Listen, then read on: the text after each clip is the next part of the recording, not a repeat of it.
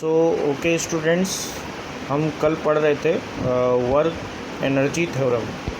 तो work energy theorem क्या कहता है कि जो वर्क डन है किसी भी ऑब्जेक्ट पर वो उसमें वो जो है चेंज इन काइनेटिक एनर्जी के बराबर होता है। इसको हम क्या कहते हैं, वर्क एनर्जी थ्योरम कहते हैं। ठीक है। अब ये जो थ्योरम है वो कहाँ कहाँ वैलिड होता है, तो कहाँ वैलिड होता है, किसी भी टाइप के फोर्स पे, चाहे वो एक्सटर्नल हो, इंटरनल हो, कंजर्वेटिव हो या नॉन कंजर्वेटिव हो, अगर वो फोर्स प्रेजेंट है तो ये मतलब फोर्स प्रेजेंट है तो ये जो वर्क एनर्जी थ्योरम है वो एप्लीकेबल होगा। ठीक है ना।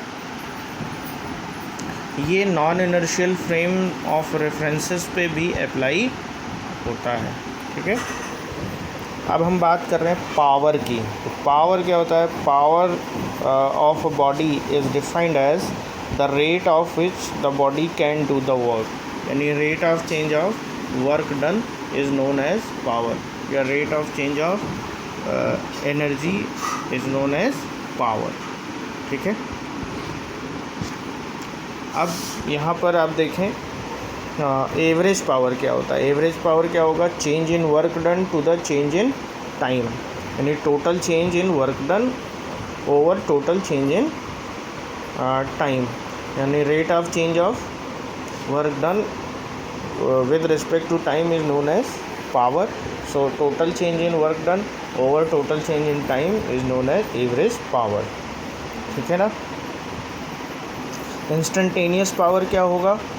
इंस्टेंटेनियस चेंज यानी slightly change in work done over the slightly change in time. अब instantaneous power slightly change of time क्या होता है? जहाँ पर टाइम जो है टेंस टू ज़ीरो हो जाए, टाइम क्या हो जाए? टेंस टू ज़ीरो, तो वहाँ पे क्या होता है? इंस्टेंटेनियस पावर होता है, यानी P instantaneous is equal to limit E tends to zero dW over dt, और dW को हम लिख सकते हैं F dot ds over dt। So P instantaneous F into V ये होता है। ठीक है। अब इसको ये क्या है, यानी power is also equal to the scalar product of force and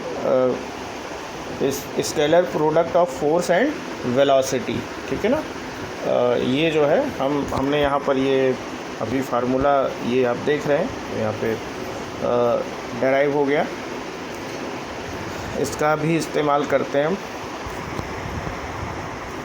अब जो इंस्टेंटेनियस पावर और इंस्टेंटेनियस पावर का जो स्लोप है वो